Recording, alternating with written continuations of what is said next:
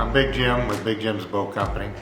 After 27 years of shooting a compound, I was looking for some more excitement in it. I've been into archery for approximately 44 years, hunting-wise. It was an addiction from the get-go. 3 or 4, 5 years into shooting traditional, I was looking for more of a challenge. I'm kind of a do-it-yourself guy. After building arrows and building strings and doing some leather goods, I just didn't feel the challenge I was after. Started looking into building bows. Read a couple of books and some articles here and there, asked a few questions, and jumped off into it.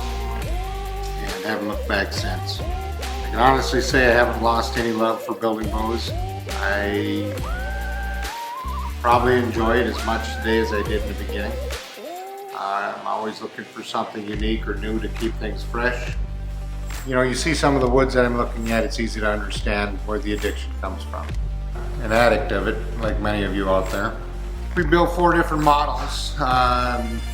Thunderchild and Buffalo are my longbow models. It could be 1, 2, and 2 piece. I even built a 3-piece Buffalo.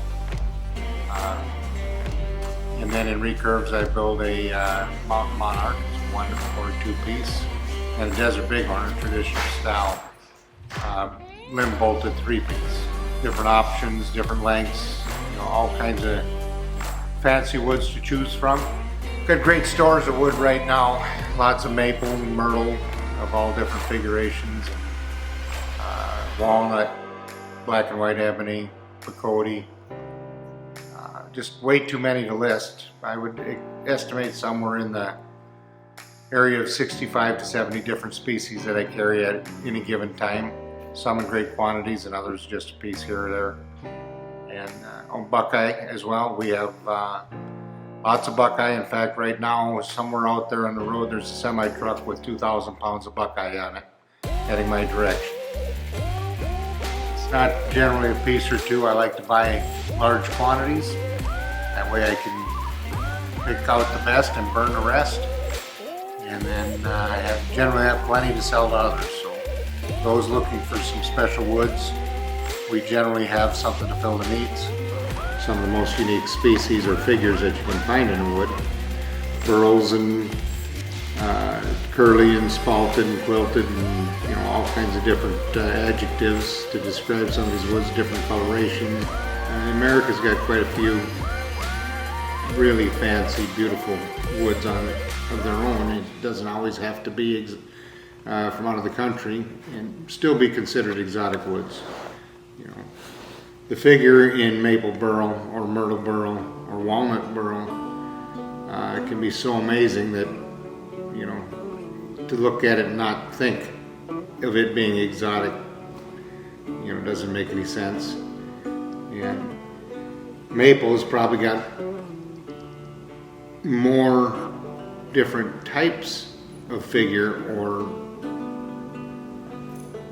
coloring than any of the woods that I deal with, because again, you can have burl, curl, spalted,